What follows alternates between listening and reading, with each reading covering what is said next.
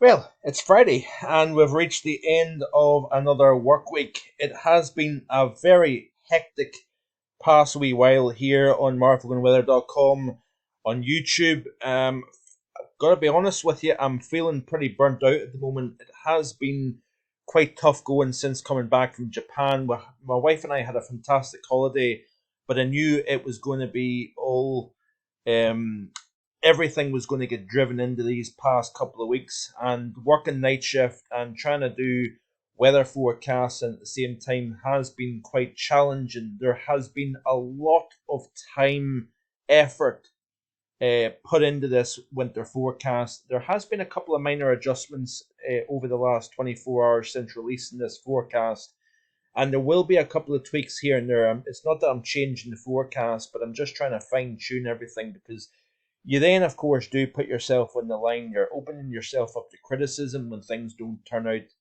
the way the way you've forecasted. So it is always a little bit of a nerve wracking situation to put yourself on the line and make a call with regards to a particular weather pattern, whether it be the summer or whether it be the winter. Winter last year actually turned out not too bad. There was errors, some significant errors, especially during the month of February, but December turned out quite well.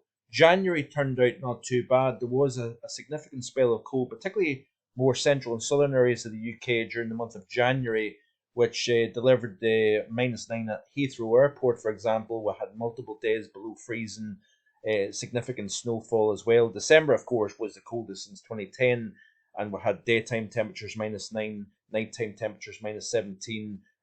A prolonged spell of cold conditions during last December. Then, of course, the summer season, probably the best one out of the lot with regards to forecasts. And I've been doing summer forecasts since 2010, and I would say last year was without doubt the best forecast that I have produced so far. So, what will winter 2023-24 bring? That, of course, remains very much to be seen.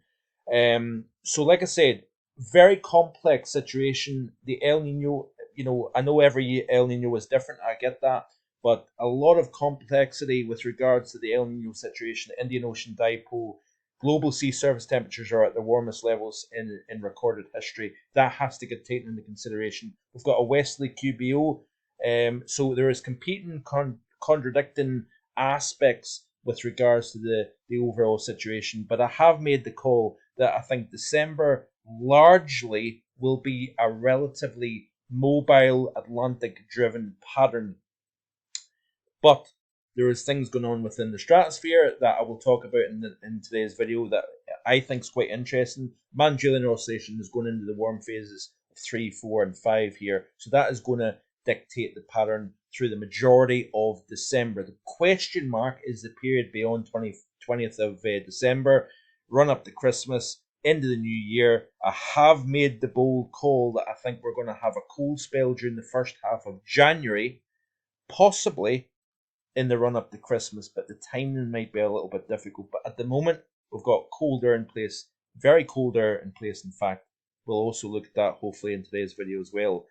But I do think that January has a tale of two halves. Cold first half, milder second half, and then I think I've made the very bold call of February. And this is where it may go horribly wrong. And I kind of almost need to cut myself a little bit of slack because I do stress about it, I do worry about it. I do actually worry about my forecast because there is a lot of criticism waiting in the wings there, and I suppose it sometimes can be a little bit difficult. I don't tend to look at the comments every day because there is trolls out there. There is people that just want to see you fail. So I suppose I just need to kind of sometimes you just have to kind of ignore it. But I have called for a severe February. I do think if, and it is a big if, we get a sudden stratospheric warming, we may see a potential for some very major cold during the second half of February. And a lot of the long range models indicated that we would see lack of blocking or less favourable blocking during the month of December. Then January, February into March, the blocking then intensifies. And I will add the long range models, by the way, into the winter forecast. So the link is in the description below. If you haven't already done so, be sure to check out that winter forecast. Let me know in the comments section below what you think. I've already been told it's wrong. Don't know how you can say it's wrong when the winter's actually only begun today. Yeah, it's a bit of a strange one, that, if I'm being honest. But anyway, plenty of cold at the moment here. But let's have a look and see what the stratosphere is saying at the moment. This is the GFS. Of course, the core of the polar vortex is rather strong at the moment here, leaning on the Greenland European side of the pole here. Warming is already taking place over the Siberia side of the pole. The reason for that is we are seeing some eddy heat flux anomalies now starting to show up here. So we've already seen that. And what this is energy getting propagated vertically out of the troposphere and into the stratosphere. And that's forcing the winds in certain areas around the vortex to start slow down, decelerating. We're seeing the warming taking place. As you then warm the stratosphere, it then expands. Therefore, you're contracting the tropospheric polar vortex. So essentially, you're narrowing the gap between the top of the tropopause, which separates the troposphere and the stratosphere. That is closer to the ground when you warm the stratosphere. And what that does is it forces heights to build over the Arctic here. So underneath that warming, we're seeing height rises taking place here. So a little bit of dynamics with regards to what's going on at the moment here, but very interesting how we're seeing that warming and the influence of blocking at the moment at 500 millibars, influencing the stratosphere, causing that warming to take place over Siberia. The question is, how much does that continue like a runaway train? Do we see the continuation of this progress, or does it just stop in its tracks? But it looks as if the model is indicating that we're seeing that upward propagation of energy, heat energy, that is going to then start to decelerate the winds and increase the warming of the stratospheric level here. So let's play through the loop. Some very interesting things here. Real quick, look at the warming taking place over Siberia. It's pushing the vortex towards our side of the pole. In turn, I think that will fuel a more Atlantic-driven pattern, lower pressure, north of the UK generally, where that core of coldest air is to the north of the UK. I wouldn't be surprised if we see an area of low pressure at 500 millibars set up underneath this core of coldest air within the polar stratosphere. Continuing to play through the loop, you can still see that pressure being put on the pole here, really displacing it off the center. So the North Pole is essentially here, and you've got the core of the vortex leaning towards the UK, Ireland, Europe here.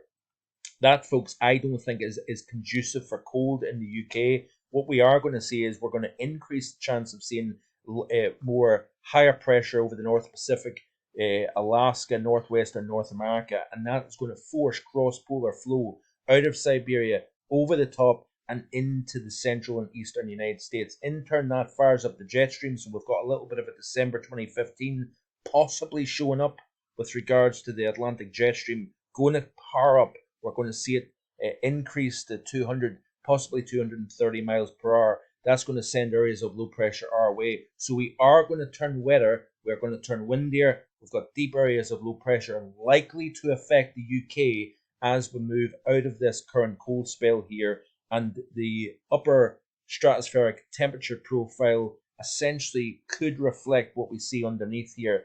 But we continue to play through this loop, and you can see here that it tries to regroup. Then you've got a secondary pulse of even stronger warming coming in off the top of Asia towards the pole. And what you want to see is this continuing. So you can see the pressure that's been put on the polar stratosphere here at the moment. And that is very interesting. Let's have a look and see what the anomaly is indicating here. So this is, of course, the difference between normal, and you can see the strong warming showing up, but it's more over the Siberia, North America side of the pole here.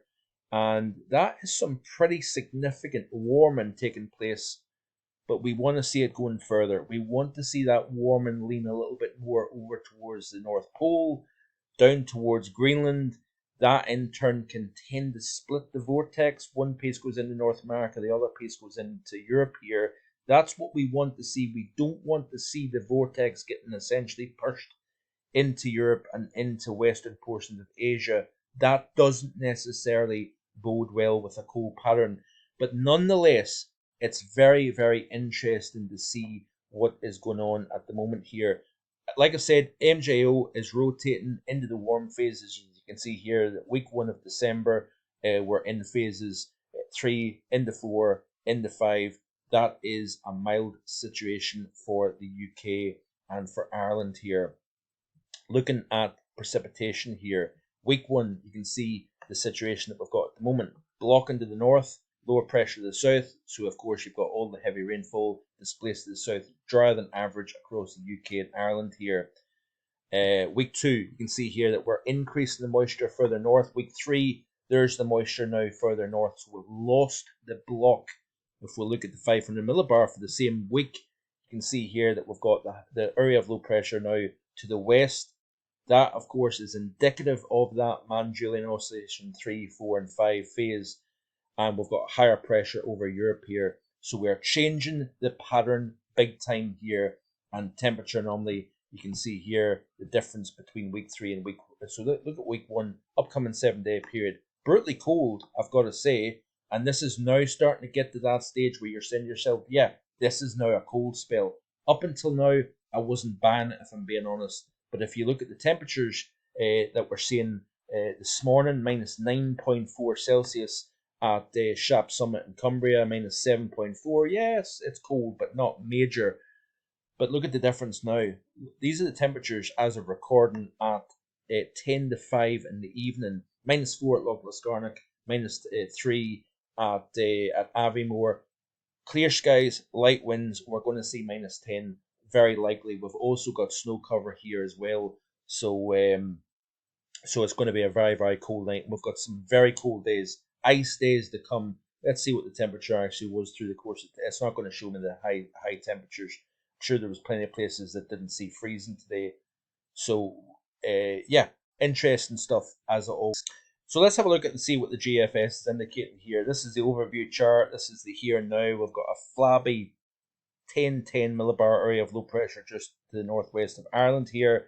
We've got plenty of light winds as well, clear skies, beautiful environment for radiational cooling to take place. Notice the heavy snowfall extending from the Alps across South Germany, through Czech Republic, southern Poland, into the western side of Ukraine here. We're really laying the snow cover down here. By the way, coldest night in decades. Finland, Denmark, even the UK, it was the coldest November night since 2010 as well. So, yeah, pretty decent cold spell if I'm being honest with you. But again, like I've already said, this is a channel that I strive to not hype things up, but show you the reality of the pattern. This is not about clickbait. This is not about subscriptions that are, just to gain followers and viewers. This is trying to show you the real picture of what's going on with regards to the weather and even to an extent the climate. But play through this loop here. One thing is worth noting. Notice that area of low pressure that's moving in towards Sunday morning here. This is the game changer. This is now the Atlantic now starting to gain juice once again. And then as we move forward, colder in place, we are going to see interesting snow situation taking place. By the way, temperatures didn't get above freezing in parts of Devon yesterday. That was quite interesting. I thought that was... In fact, I'm skipping back and forward. I do apologise about this. But look at this here, high temperature of 0.3 at Okehampton yesterday. 1 at Patley Bridge, is that how you pronounce it? 5 degrees at Lookers. So coldest air anywhere in the UK was actually the southwest corner of England yesterday. That's quite interesting and rather unusual to see. You don't typically get that. It only happens every so often. Also an interesting piece of information. Autumn, we'll look at the autumn details in another video here. But it's becoming rare to get snow days, especially across southern portions of England, as temperatures warm up. Skipping back and forward, I do apologise about that. But you can see here areas of low pressure really starting to affect the UK here. Look at this here. One system after another. Deep centres of low pressure expected to move into the UK. So we're really open the floodgates to the Atlantic as we progress through the course of next week here. Stay tuned, like, share, and subscribe, and I'll see you again hopefully with more tomorrow. Bye for now.